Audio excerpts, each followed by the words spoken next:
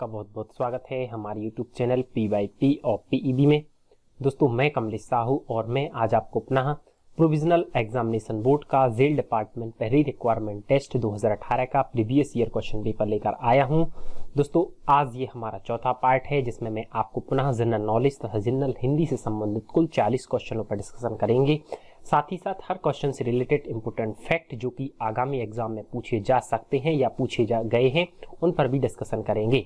Video को start करने से पहले मेरी आपसे एक रिक्वेस्ट है, अगर आप चैनल पर नए हैं तो हमारे चैनल को सब्सक्राइब कर लीजिएगा। साथ ही साथ हमारे इस वीडियो की लिंक को आप व्हाट्सएप ग्रुप में शेयर कर दीजिएगा। चलिए स्टार्ट करते हैं और आज हम पुनः जनरल नॉलेज से अपनी वीडियो को स्टार्ट करेंगे। और आज का हमारा जनरल नॉलेज का पहला क्वेश्चन है, भारत में राष्ट्रीय चिकित्सक दिवस खालिस्तान की मृत्यु और जन्म जयंती के रूप में मनाया जाता है। तो दोस्तों आपको याद रखना है कि डॉक्टर बिधान चंद्र रॉय हमारा थर्ड ऑप्शन इसका राइट आंसर है। इन्हीं की जन्म और मृत्यु जयंती के रूप में राष्ट्रीय चिकित्सक दिवस, जिसे हम इंग्लिश में नेशनल डॉक्टर्स डे कहते हैं, हर साल मनाया जाता है। क्योंकि इस क्वेश्चन का राइट आंसर डॉक्टर बिधान चंद्र राय है और राष्ट्रीय चिकित्सक दिवस से संबंधित क्वेश्चन पूछा गया है, अतः मैं आपको बता दूं कि राष्ट्रीय चिकित्सक दिवस प्रति वर्ष 1 जुलाई को मनाया जाता है। हर बार की तरह इस बार भी राष्ट्रीय चिकित्सक दिवस 1 जुलाई को मनाया गया। अब आगामी एग्जाम में आपसे पूछा जा सकता है कि इस बार की राष्ट्रीय चिकित्सक दिवस की थीम क्या है। तो दोस्तों आपको याद रखना है, इस बार की नेशनल डॉक्टर्स डे की theme lesson the mortality of कोविड-19। आपको मैं पुनः बता दूं, लेसन द मोर्टेलिटी ऑफ कोविड-19 इस बार की राष्ट्रीय चिकित्सक दिवस की थीम है। वहीं आपको याद रखना है डॉक्टर बिधान चंद्र राय यह पश्चिम बंगाल से संबंधित है। यह एक चिकित्सक के साथ साथ, महान चिकित्सक के साथ साथ पश्चिम बंगाल के दूसरे मुख्यमंत्री थे। चलिए बढ़ते हैं अगले क्वेश्चन की ओर। और हमारा अगला क्वेश्चन है, भारत छोड़ो संकल्प को मंजूरी देने के लिए अखिल भारतीय कांग्रेस कमेटी की बैठक को खालिस्तान अधिवेशन में आयोजित किया गया था। तो दोस्तों आपको याद रखना है कि भारत छोड़ो संकल्प को मंजूरी देने के लिए यह कांग्रेस की मीटिंग बॉम्बे में आयोजित हुई थी। इस प्रकार इसका राइट आंसर हमारा थर्ड ऑप्शन होगा। चूंकि इस क्वेश्चन में भारत छोड़ो आंदोलन से संबंधित पूछा गया है, अतः मैं आपको बता दूं कि भारत छोड़ो आंदोलन की शुरुआत 8 अगस्त 1942 को हुई थी। अभी हाल ही में 8 अगस्त निकला है और इस बार इसका 78वां दिवस मनाया गया था। भारत छोड़ो आंदोलन को अगस्त क्रांति के नाम से भी जाना जाता है।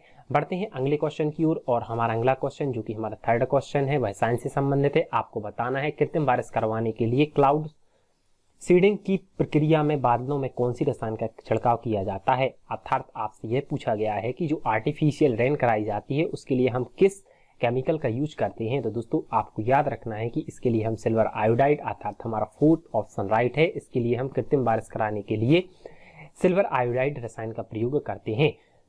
दोस्तों आपको याद रखना है सिल्वर आयोडाइड का प्रयोग कृत्रिम वर्षा के साथ साथ फोटोग्राफी में भी किया जाता है।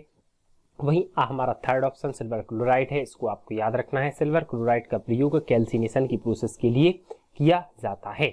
बढ़ते हैं अगले क्वेश्चन की ओर। और हमारा अगला क्वेश्चन है, आपको बताना है जो कि योजना से संबंधित है। राष्ट्रीय ग्रामीण पेयजल कार्यक्रम अर्थात NRDWP योजना खालिस्तान के द्वारा शुरू की गई थी।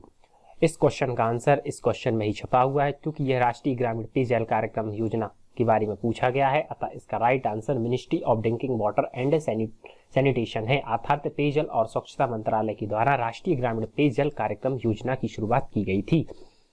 चूंकि इस क्वेश्चन में राष्ट्रीय ग्रामीण पेयजल योजना के बारे में पूछा गया है, अतः मैं आपको बता दूं कि देश के ग्रामीण क्षेत्र में रहने वाले लोगों को पानी मुहैया कराने के लिए वर्ष 2013 में राष्ट्रीय ग्रामीण पेयजल कार्यक्रम की शुरुआत की गई थी। इसका लक्ष्य यह था कि ग्रामीण क्षेत्र में पेयजल की सुविधा को सुनिश्चित कराया जा सके। क्योंकि इसका राइट आंसर हमारा फोर्थ ऑप्शन पेयजल और स्वच्छता मंत्रालय है। अतः आपको याद रखना है कि अभी वर्तमान में मध्य प्रदेश में जल संसाधन मंत्री कौन है। तो दोस्तों आपको याद रखना है कि मध्य प्रदेश में जल संसाधन मंत्री तुलसीराम सिलावट भी हैं, जो जिनका चुनाव क्षेत्र सांबर क्षेत्र है। बढ़ते हैं अगले क्वेश्चन की ओर। और हमारा अगला क्वेश्चन जो कि 5वां क्वेश्चन है, आपको बताना है मध्य प्रदेश में निम्नलिखित में से किस शहर में केंद्रीय मंत्रिमंडलों ने 4 राष्ट्रीय डिजाइन संस्थान अर्थात नेशनल इंस्टीट्यूट्स ऑफ डिजाइन में से एक की स्थापना को मंजूरी दी थी। तो दोस्तों आपको याद रखना है कि इसका राइट आंसर मध्य प्रदेश की राजधानी भोपाल है। यहीं पर एक राष्ट्रीय डिजाइन संस्था की मंजूरी दी गई थी। बढ़ते हैं अगले क्वेश्चन की ओर। और हमारा अगला क्वेश्चन जो कि जनजाति से संबंधित है। आपको बताना है मध्य प्रदेश में रुलु जनजाति गीत किस जनजाति द्वारा किया जाता है। दोस्तों आपको याद रखना है कि रुलु जनजाति गीत मरिया जनजाति, हमारा फर्स्ट ऑप्शन मारिया जनजाति के द्वारा किया जाता है। इस प्रकार इसका राइट आंसर हमारा फर्स्ट ऑप्शन होगा। चूंकि इस क्वेश्चन में जनजाति के संबंधित क्वेश्चन पूछा गया है, अतः जो व्यापम के पुराने पेपर में पूछे गए 2-3 क्वेश्चन हैं उसके बारे में मैं आपको बता दूं कि अगर आपसे पूछ लिया जाए कि मध्य प्रदेश की सबसे बड़ी जनजाति कौन है, तो दोस्तों आपको याद रखना है हमारा फोर्थ ऑप्शन भील मध्य प्रदेश की सबसे बड़ी जनजाति है। वहीं अगर आपसे पूछ लिया जाए कि भारत की सबसे बड़ी जनजाति कौन है, तो आपको याद रखना हमारा सेकंड ऑप्शन गौड़ भारत की सबसे बड़ी जनजाति है। यह क्वेश्चन हमारे व्यापम के प्रीवियस ईयर क्वेश्चन में रिपीट हो चुके हैं, अतः मैं आपको आवश्यक जानकारी के लिए मैंने आपको बता दिए। दोस्तों आपको याद रखना है कि अगर आपसे पूछ लिया जाए कि भारत के उस राज्य का नाम बताइए जहां पर सबसे अधिक जनजाति पाई जाती है, तो दोस्तों आपको याद रखना है रैंक वाइज में मध्य प्रदेश का प्रथम स्थान है।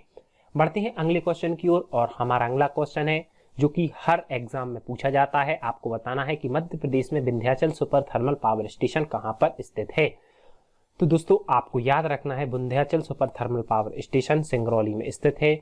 चूंकि इस क्वेश्चन में Vindhyachal super thermal power station से संबंधित क्वेश्चन पूछा गया है, अतः इससे संबंधित जितने भी इंपोर्टेंट फैक्ट हैं वो मैं आपको बता दूं। सबसे पहले तो आपको याद रखना है कि Vindhyachal super thermal power station Singrauli में एग्जैक्ट किस स्थान पर है। तो आपको याद रखना है कि वैठन सिंगरौली में इसका प्रमुख एग्जैक्ट लोकेशन है। अगर आपसे पूछ लिया जाए कि मध्य प्रदेश की ऊर्जा की राजधानी किसे कहा जाता है, तो दोस्तों आपको याद रखना है कि मध्य प्रदेश में ऊर्जा की राजधानी वैठन सिंगरौली को इसी कारण विंध्याचल सुपर पावर स्टेशन के कारण कहा जाता है। इस प्रकार आपको याद रखना है कि इसे ऊर्जा की राजधानी के नाम से जाना जाता है।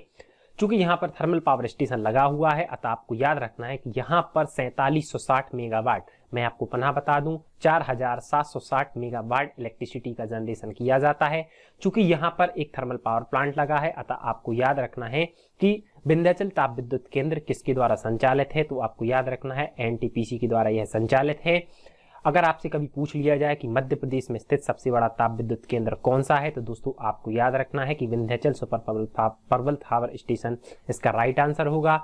दोस्तों आपको याद रखना है कि यह सेंट्रल गवर्नमेंट के अधीनस्थ कार्य करता है, अर्थात यह केंद्र सरकार के अधीन कार्य करता है। इसकी स्थापना रूस के सहयोग से हुई थी। इस प्रकार आपको याद रखना है कि इस थर्मल पावर स्टेशन में कोयला की आपूर्ति सिंगरौली के द्वारा तथा जल की आपूर्ति रिहंद नदी के द्वारा होती है। इस प्रकार Vindhyachal super thermal power station से संबंधित जितने भी इंपोर्टेंट फैक्ट थे वो मैंने आपको बता दिए, जो कि आगामी एग्जाम में जरूर पूछे जाएंगे। बढ़ते हैं अगले क्वेश्चन की ओर और हमारा अगला क्वेश्चन जो कि संबल योजना से संबंधित है। यह क्वेश्चन आपके आगामी एग्जाम में जेल पहरी में जरूर पूछा जाएगा। दोस्तों आपको याद रखना है निम्नलिखित में से किस उद्देश्य के लिए संबल योजना आरंभ की गई थी। तो दोस्तों आपको याद रखना है कि संबल योजना की शुरुआत 2018 में सब्सिडी बिजली कनेक्शन के लिए की गई थी। इस प्रकार इसका राइट आंसर हमारा थर्ड ऑप्शन है। चूंकि इसका राइट आंसर सब्सिडी बिजली कनेक्शन है और संबल योजना से संबंधित क्वेश्चन के बारे में पूछा गया है, अतः मैं आपको संबल योजना से संबंधित कुछ इंपोर्टेंट फैक्ट बता दूं कि मुख्यमंत्री जन कल्याण संबल योजना की शुरुआत या संबल योजना की शुरुआत 2018 में हुई थी। उस समय पर मध्य प्रदेश में बीजेपी की सरकार थी, लेकिन आपको पता ही होगा अभी चुनाव हुए थे और कांग्रेस सत्ता में पुनः आई थी और इस प्रकार कांग्रेस के मुख्यमंत्री कमलनाथ सिंह ने इस योजना को बंद कर दिया था।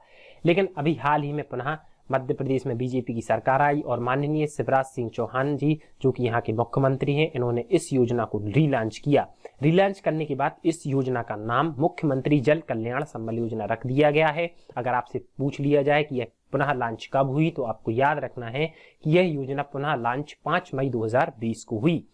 इस योजना के अंतर्गत कौन सा विभाग आता है, तो दोस्तों आपको याद रखना है मध्य प्रदेश श्रम विभाग इस योजना के अंतर्गत आता है, जिसमें 200 रुपये महीने चुकाकर बिजली इस्तेमाल करने की गरीबों को छूट दी गई है। साथ ही साथ इस योजना में टॉप 5000 छात्र जो कि 12वीं पास हैं उनके लिए अलग से 30,000 रुपये दिए जाएंगे। एवं आपको याद रखना है कि गरीब शिशु को जन्म देने से पहले 4,000 रुपये तथा जन्म देने के बाद खाते धारक के खाते में 12,000 रुपये ट्रांसफर किए जाते हैं। इस प्रकार इससे जितने भी इंपोर्टेंट क्वेश्चन थे या जितने भी इंपोर्टेंट फैक्ट थे वो मैंने आपको बता दिए। बढ़ते हैं 9वें क्वेश्चन की ओर और हमारा 9वां क्वेश्चन है, आपको बताना है मध्य प्रदेश में कितने जिले हैं। तो दोस्तों आपको याद रखना है कि मध्य प्रदेश में अभी भी वर्तमान में कुल जिलों की संख्या 52 है। इस प्रकार इसका राइट आंसर हमारा थर्ड ऑप्शन 52 होगा। चूंकि यह क्वेश्चन मध्य प्रदेश जिले से संबंधित पूछा गया था, अतः दोस्तों आपको याद रखना है कि मध्य प्रदेश में अभी वर्तमान में 52 जिले हैं। अगर आपसे पूछ लिया जाए कि 51वें जिले का नाम बताइए, तो दोस्तों आपको याद रखना है कि मध्य प्रदेश के 51वें जिले का नाम आगर मालवा है, जो कि शाजापुर से अलग हुआ था।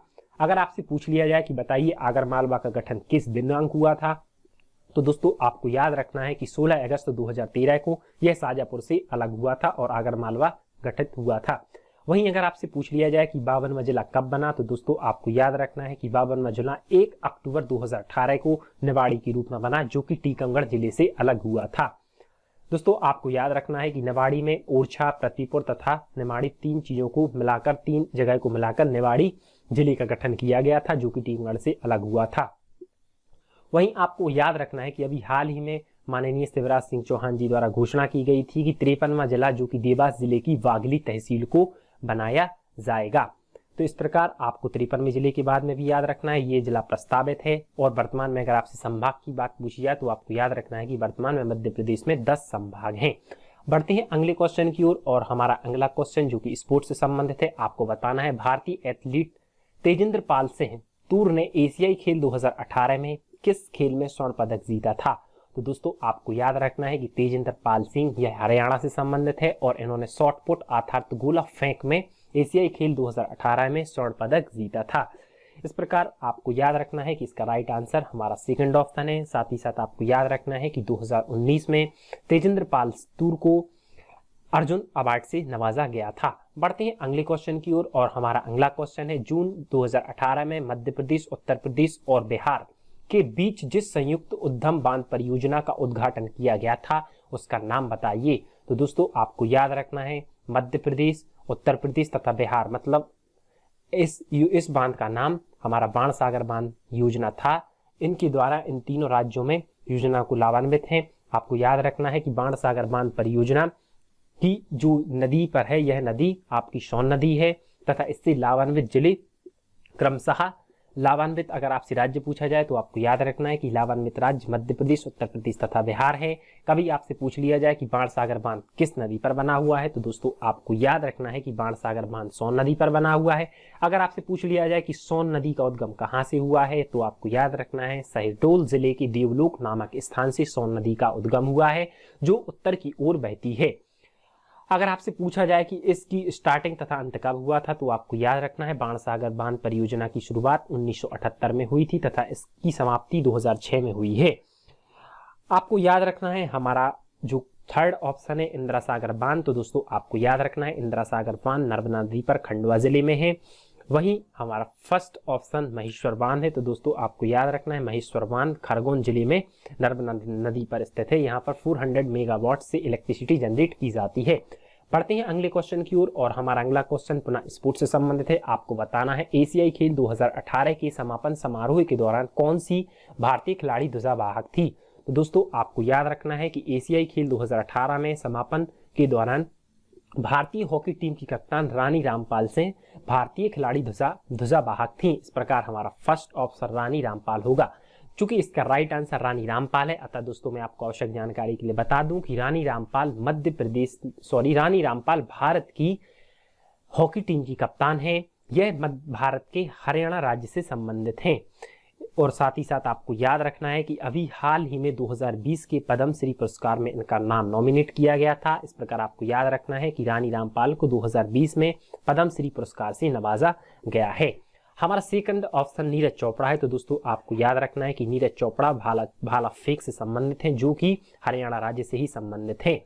क्योंकि नीरज चोपड़ा का मैंने आपको इसलिए बताया कि यह क्वेश्चन व्यापम के प्रीवियस ईयर क्वेश्चन पेपर में रिपीट हुआ है कि बताइए नीरज चोपड़ा किस खेल से संबंधित है। तो दोस्तों आपको याद रखना है यह भाला फेंक से संबंधित है तथा भारत के हरियाणा राज्य से संबंधित है।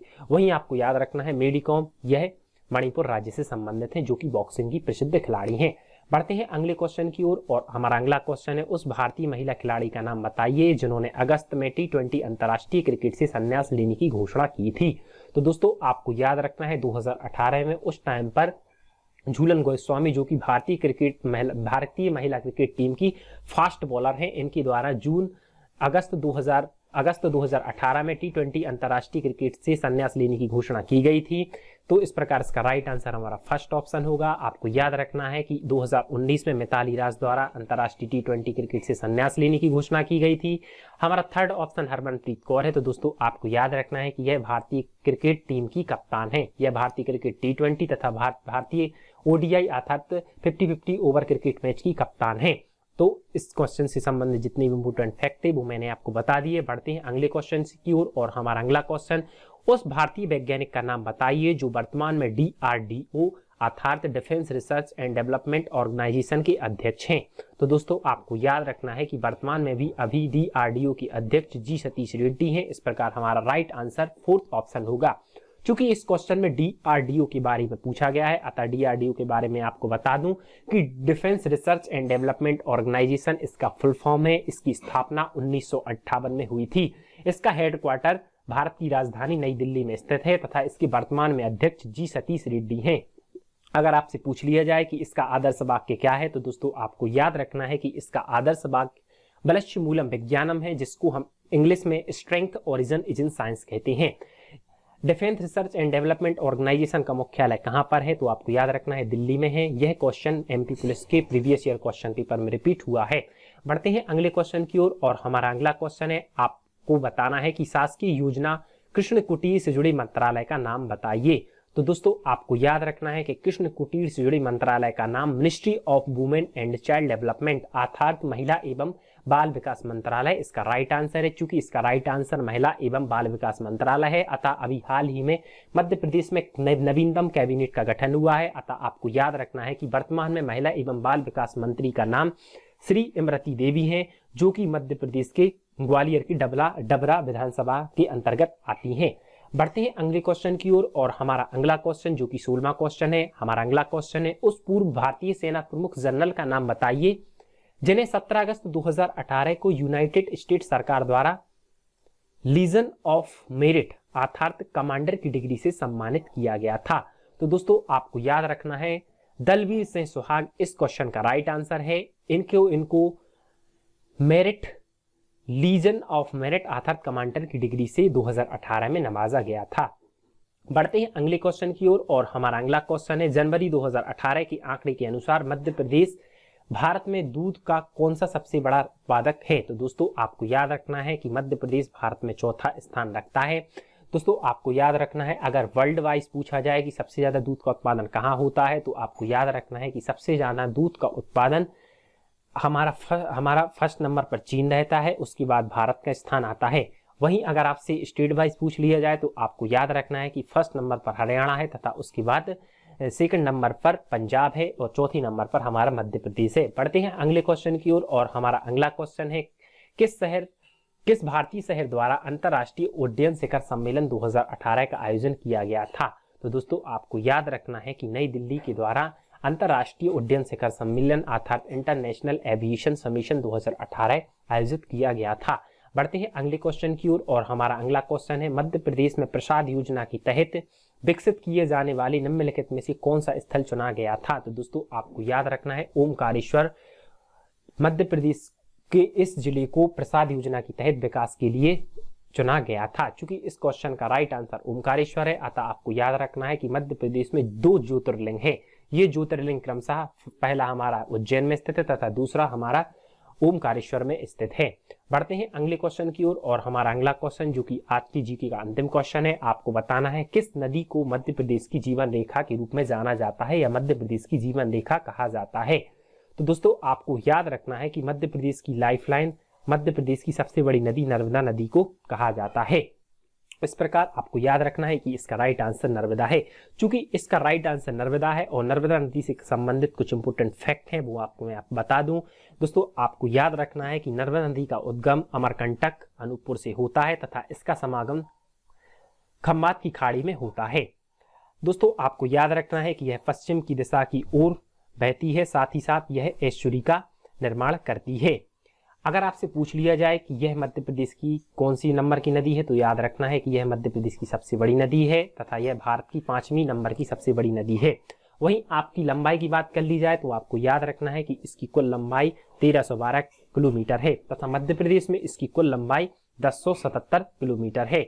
वहीं अगर आपसे पूछ लिया जाए कि बताइए कि नर्मदा नदी से लाभान्वित जिले के नाम बताइए, तो आपको याद रखना है कि नर्मदा नदी से लाभान्वित, अगर आपसे पूछ लिया जाए कि नर्मदा नदी से लाभान्वित राज्य के नाम बताइए, तो दोस्तों आपको याद रखना है कि मध्य प्रदेश में 87%, गुजरात में 11% तथा महाराष्ट्र में 2% का लाभान्वित होते हैं। इस प्रकार नर्मदा नदी से संबंधित जितने भी इंपोर्टेंट फैक्ट थे वो मैंने आपको बता दिए। आगे हम जनरल हिंदी के क्वेश्चनों पर डिस्कशन करते हैं। आज का हमारा जनरल हिंदी का पहला क्वेश्चन है, संधि विच्छेद से संबंधित है। दोस्तों इस क्वेश्चन को बताने से पहले मैं आपको बता दूं कि संधि विच्छेद से संबंधित हमारे हर जेल पहरी के प्रीवियस ईयर क्वेश्चन पेपर में 2 क्वेश्चन पूछे गए थे। इस प्रकार आपको संधि विच्छेद सबसे पहले हिंदी में रेडी कर लेना है। आपको बताना है अत्यधिक के लिए सही संधि विच्छेद कौन सा है। तो दोस्तों आपको याद रखना है अति प्लस अधिक, हमारा 4th ऑप्शन इसका राइट आंसर है।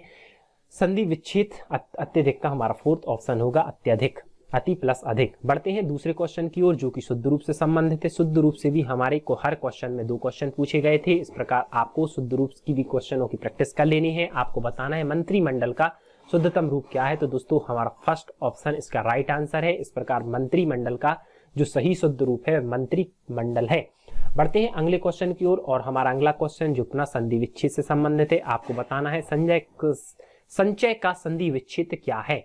सम प्लस चय अर्थात हमारा 3rd ऑप्शन इसका राइट आंसर है। इस प्रकार संचय का संधि विच्छेद सम प्लस चय होगा। बढ़ते हैं अगले क्वेश्चन की ओर जो कि हमारा मुहावरे से संबंधित है। आपको बताना है अंगूठा छाप मुहावरे का अर्थ खलिस्तान होता है। तो दोस्तों आपको याद रखना है अंगूठा छाप मतलब अनपढ़, और अनपढ़ के लिए हम टेक्निकल टर्म में निरक्षक बोलते हैं। निरक्षर इसका राइट आंसर है। हमारा 2nd ऑप्शन इसका राइट आंसर होगा। इस प्रकार अंगूठा छाप मुहावरे का सही अर्थ निरक्षर होगा। बढ़ते हैं अगले क्वेश्चन की ओर और हमारा अगला क्वेश्चन है जो कि आपका अपना शुद्ध रूप से संबंधित है। आपको बताना है अकस्मात का सही शुद्ध रूप क्या है। तो दोस्तों हमारा 1st ऑप्शन इसका राइट आंसर है, जिसमें आधा ताहु वही हमारा सही उत्तर है। तो हमारा 1st ऑप्शन इसका राइट आंसर है। बढ़ते हैं अगले क्वेश्चन की ओर जो कि हमारा 6वां क्वेश्चन है, आग के लिए सही पर्यायवाची वाले शब्द की पंक्ति को चुनिए। तो दोस्तों आपको याद रखना है आग के लिए सही पर्यायवाची हमारा फर्स्ट अग्नि सही है। अनिल हमारा गलत ऑप्शन है क्योंकि अनिल हम हवा को बोलते हैं। इस प्रकार हमारा 1st ऑप्शन स्किप हो गया। 4th ऑप्शन भी हमारा स्किप हो गया। अब अग्नि के लिए हम अग्नि भी बोलते हैं, आग भी बोलते हैं, अनिल भी बोलते हैं, साथ ही साथ हम पावक भी बोलते हैं। इस प्रकार हमारा 3rd ऑप्शन इसका राइट आंसर है। चूंकि इस क्वेश्चन में आग से संबंधित पर्यायवाची के बारे में पूछा गया है, अतः मैं आग से संबंधित और पर्यायवाची आपको बता दूं। आग को हम अग्नि बोलते हैं, अनल बोलते हैं, पावक बोलते हैं, साथ ही साथ ज्वाला भी आपको याद रखना है, वैश्वानर भी बोलते हैं, कृषाणु भी बोलते हैं, धूमकेतु भी बोलते हैं, हत्यवाहन भी बोलते हैं, वायु सखा भी बोलते हैं और हुतासन। ये सब आगे के पर्यायवाची हैं। बढ़ते हैं अगले क्वेश्चन की ओर और हमारा अगला क्वेश्चन है आवट प्रत्यय से बना शब्द निम्नलिखित में से कौन सा है। तो दोस्तों आपको याद रखना है प्रत्यय किसी शब्द के पीछे जुड़ते हैं, अतः मिल प्लस आवट अर्थात हमारा 2nd ऑप्शन इसका राइट होगा। बढ़ते हैं अगले क्वेश्चन की ओर जो कि हमारा ब्लॉम शब्द से संबंधित है। जेल पहरी के हर एक एग्जाम में 2 ब्लॉम शब्द से संबंधित क्वेश्चन पूछे गए थे। अगर आपको याद रखना है कि कर्कश का सही विलोम क्या है, तो दोस्तों आपको याद रखना है कर्कश का सही विलोम मधुर है। अब यहाँ पर वर्तनी की दृष्टि से हम अपने ऑप्शन को स्किप कर सकते हैं। 1st ऑप्शन हमारा गलत है क्योंकि ये वर्तनी की दृष्टि से गलत लिखा हुआ है। हमारा 4th ऑप्शन में बड़ों की मात्रा गलत लगी हुई और माधुर ये भी वर्तनी की दृष्टि से गलत है। इस प्रकार 2nd ऑप्शन हमारा राइट आंसर है। बढ़ते हैं अगले क्वेश्चन की ओर और अगला क्वेश्चन जो कि स्थायी भाव से संबंधित है, जो कि एक रस का एग्जाम्पल है। दोस्तों आपको याद रखना है कि अद्भुत का सही स्थायी भाव विस्मय है। इस प्रकार इसका राइट आंसर हमारा 3rd ऑप्शन विस्मय होगा। चूंकि इस क्वेश्चन में आपको अद्भुत रस के बारे में पूछा गया है और तो आपको याद रखना है कि अद्भुत रस का स्थायी भाव विस्मय है। आपको बता दें कि अद्भुत रस की डेफिनेशन को आप किस प्रकार डिफाइन कर सकते हैं। आपको याद रखना है कि अद्भुत जहां किसी उदाहरण को पढ़कर या जहां किसी एग्जाम्पल को पढ़कर यदि हमें आश्चर्य या विस्मय का भाव उत्पन्न हो तो वहां अद्भुत रस होता है। बढ़ते हैं अगले क्वेश्चन की ओर और हमारा अगला क्वेश्चन है बी उपसर्ग से बना निम्नलिखित में से कौन सा शब्द है। चूंकि इस क्वेश्चन में उपसर्ग के बारे में पूछा गया है, अतः आपको याद रखना है उपसर्ग किसी शब्द के आगे जोड़कर बनते हैं। तो वी प्लस राम विराम इसका राइट आंसर होगा। हमारा 1st ऑप्शन इसका राइट आंसर है। बढ़ते हैं अगले क्वेश्चन की ओर जो कि वन वर्ड सब्स्टिट्यूशन अर्थात एक शब्द के लिए उत्तर से संबंधित क्वेश्चन है। आपको बताना है वेतन के बिना कार्य करने वाले के लिए क्या बोलते हैं। तो दोस्तों आपको याद रखना है अवैतनिक इसका राइट आंसर हमारा 2nd ऑप्शन होगा। बढ़ते हैं अगले क्वेश्चन की ओर और अगला क्वेश्चन हमारा समास से संबंधित है। आपको बताना है कि नर नारी में क्या कौन सा समास है। तो दोस्तों नर नारी के समास विग्रह के समय आपको देखना है कि नर और नारी, इस प्रकार इसका राइट आंसर द्वंद्व समास होगा। चूंकि इसका राइट आंसर द्वंद्व समास है, अतः आपको द्वंद्व समास के बारे में मैं आपको बता दूं कि जैसे माता और पिता, भाई और बहन, दिन और रात, ये सभी हमारे द्वंद्व समास के एग्जाम्पल हैं। आपको याद रखना है कि जिस समास में दोनों पद प्रधान हो वहां पर द्वंद्व समास होता है। इन समासों के विक्रय के समय हम अथवा, या और जैसे शब्दों का प्रयोग करते हैं। हमारा फर्स्ट ऑप्शन अव्ययीभाव समास है। तो दोस्तों आपको याद रखना है कि जिस समास का पूर्व पद अर्थात प्रथम पद प्रधान हो वहां पर अव्ययीभाव समाप्त होता है। फॉर एग्जाम्पल जैसे यथाशक्ति अर्थात शक्ति के अनुसार, अनुरूप अर्थात रूप के योग्य, ये सभी अव्ययीभाव समास के एग्जाम्पल हैं। हमारा थर्ड ऑप्शन बहुब्रीहि समास है। तो दोस्तों आपको याद रखना है कि जिस समास में कोई पद प्रधान ना हो तथा दोनों पद मिलकर किसी तीसरे पद की ओर संकेत करते हैं तो वहां अव्ययीभाव बहुब्रीहि समास होता है।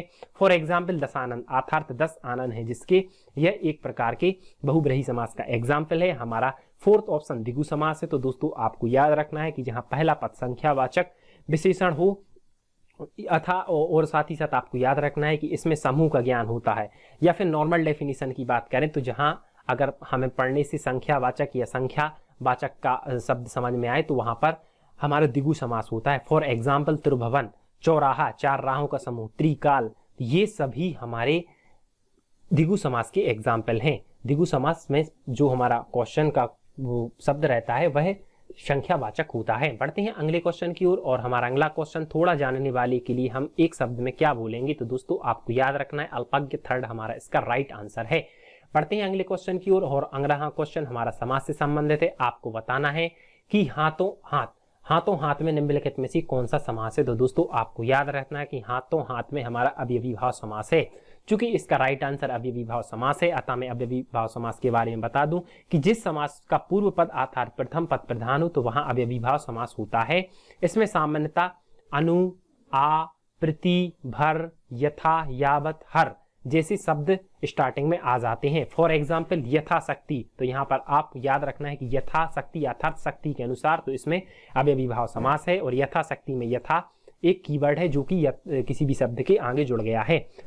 बढ़ते हैं अगले क्वेश्चन की ओर और हमारा अगला क्वेश्चन जो कि विलोम शब्द से संबंधित है। आपको बताना है कि कर्मठ का सही विलोम कौन सा है। तो दोस्तों आपको याद रखना है कि कर्मठ का सही विलोम निठल्ला है। इस प्रकार हमारा सेकंड ऑप्शन इसका राइट आंसर होगा। बढ़ते हैं अगले क्वेश्चन की ओर और हमारा अगला क्वेश्चन जो कि अलंकार से संबंधित है। आपको बताना है बली बली सूखी सुखद इति रूखे रुखधाम फेरत हड़ियन कीज ये स्वरत सांची घनश्याम, निम्नलिखित में से कौन सा अलंकार है। तो दोस्तों आपको याद रखना है कि यहाँ पर बा बा, बाबा, सासा, सासा अर्थात एक व्यंजनों की 2 या 2 से अधिक बार आवृत्ति हो रही है। तो इस प्रकार इसका राइट आंसर अनुप्रास अलंकार होता है। दोस्तों आपको याद रखना है कि जहां पर एक या कई व्यंजनों की 1 से अधिक बार आवृत्ति हो वहां पर अनुप्रास अलंकार होता है। फॉर एग्जाम्पल जैसे चारू चंदी की चंचल किरणें खेल रही जलथल में। बढ़ते हैं अगले क्वेश्चन की ओर और हमारा अगला क्वेश्चन है। आपको बताना है राधा के बर सुनी सुनी चोनी चकित स्वभाय दाग दुखी मिर्सी मुरी और सुधार रही सकुचाए, निम्नलिखित में से कौन सा अलंकार है। तो दोस्तों आपको याद रखना है कि यहाँ पर मामा, बहुत से चाचा शब्द की पुनः आवृत्ति हो रही हो। मैंने आपको पहले ही बता दिया है कि जहाँ एक या कई व्यंजनों की 1 से अधिक बार आवृत्ति हो तो वहां पर अनुप्रास अलंकार होता है। इस प्रकार इसका राइट आंसर अनुप्रास अलंकार है। दोस्तों आपको याद रखना है कि हमारा जो सेकंड ऑप्शन यमक अलंकार है, इसकी डेफिनेशन मैं आपको बता दूं कि एक शब्द की 2 या 2 से अधिक बार तथा प्रत्येक बार उसका अर्थ भिन्न निकले तो वहां यमक अलंकार होता है। कनक कनक की सौगुनी मादकता अभिगाय। तो दोस्तों यहाँ पर देख सकते हैं कि यहाँ पर एक शब्द के 2 या 2 से अधिक अर्थ निकल रहे हैं। यहाँ पर कनक का एक बार धतूरा है तथा एक बार अर्थ सोना है। इस प्रकार आपको याद रखना है कि यमक अलंकार में एक शब्द के 2 या 2 से अधिक अर्थ निकलते हैं। हमारा फोर्थ ऑप्शन उपमा अलंकार है। तो दोस्तों आपको याद रखना है जहाँ एक ही शब्द के 1 से अधिक अर्थ निकले वहां श्लेष अलंकार होता है। तो अगर आपसे पूछ लिया जाए हमारा फर्स्ट ऑप्शन श्लेष अलंकार किसे कहते हैं, तो जहां एक ही शब्द के 1 से अधिक अर्थ निकले वहां श्लेष अलंकार होता है। फॉर एग्जाम्पल रहीमन पानी राखिए बिन पानी सब सून, यह एक प्रकार के श्लेष अलंकार का उदाहरण है। हमारा फोर्थ ऑप्शन उपमा अलंकार है। तो दोस्तों ये आपको याद रखना है कि इसे अलंकारों का शुरू रत्न या शुरुमूल कहा जाता है। जहां दो वस्तुओं की आपस में तुलना या समानता होती है तो वहां उपमा अलंकार होता है। फॉर एग्जाम्पल, राधा रति के समान सुंदर है, यह उपमा अलंकार का एग्जाम्पल है। बढ़ते हैं अगले क्वेश्चन की ओर, और अगला क्वेश्चन जो कि उपसर्ग से संबंधित है। दोस्तों आपको याद रखना है दुर्भाव हमारा फोर्थ ऑप्शन इसका राइट आंसर है। इस प्रकार आपको याद रखना है, दुर से उपसर्ग से बना शब्द दुर्भाव है। दोस्तों फर्स्ट ऑप्शन वर्तनी की दृष्टि से गलत है, सेकंड ऑप्शन भी और थर्ड ऑप्शन। इस प्रकार हम एलिमिनेशन मेथड से भी इसका आंसर निकाल सकते हैं। उपसर्ग किसी शब्द के आगे लगते हैं। बढ़ते हैं अगले क्वेश्चन की ओर जो कि रस से संबंधित है। आपको बताना है कि बरदंत की पंगत कुंदकली अधराधर पल्लन खूलन की। तो दोस्तों इस पंक्तियों को पढ़कर आपको बताना है कि निम्नलिखित में से कौन सा रस है। तो दोस्तों आपको याद रखना है कि इसका राइट आंसर वात्सल्य रस है। दोस्तों आपको याद रखना है कि जहां पर नायक और नायिका के प्रेम पूर्वक या स्नेह का वर्णन किया जाता है तो वहां पर वात्सल्य रस होता है। तो इस प्रकार इसका राइट आंसर वात्सल्य रस है। बढ़ते हैं अगले क्वेश्चन की ओर, और हमारा अगला क्वेश्चन जो कि पुनः पर्यायवाची से संबंधित है। आपको बताना है कमल के लिए सही पर्यायवाची वाले शब्द कौन से हैं। तो दोस्तों आपको याद रखना है कमल के लिए हम राजीव भी बोलते हैं, नीरज भी बोलते हैं और सरोज भी बोलते हैं। इस प्रकार कमल के सही पर्यायवाची हमारा थर्ड ऑप्शन होगा। दोस्तों कमल से संबंधित बहुत से पर्यायवाची हैं। कुछ पर्यायवाची मैं आपको बता दूं कि कमच को पंकज भी बोलते हैं, जलज भी बोलते हैं, नीरज भी बोलते हैं, अम्बुज भी बोलते हैं, बारिश भी बोलते हैं, सरोज भी बोलते हैं, राजीव भी बोलते हैं, अरविंद भी बोलते हैं, उत्पल, सरोरुह, नालिन, पुंडरीक, ये सब कमल के पर्यायवाची हैं। कंज भी बोलते हैं, कंज भी बोलते हैं। तो इस प्रकार ये हमारे हिंदी के भी और जनरल नॉलेज के कुल 40 क्वेश्चनों का डिस्कशन यहीं पर समाप्त होता है। दोस्तों मेरी आपसे पुनः रिक्वेस्ट है, अगर ये वीडियो अच्छा लगे तो अपने दोस्तों के साथ शेयर करना है, साथ ही साथ चैनल को सब्सक्राइब करना है। मिलते हैं अगले वीडियो में, तब तक बने रहिए हमारे साथ। धन्यवाद। Thank you for watching my video.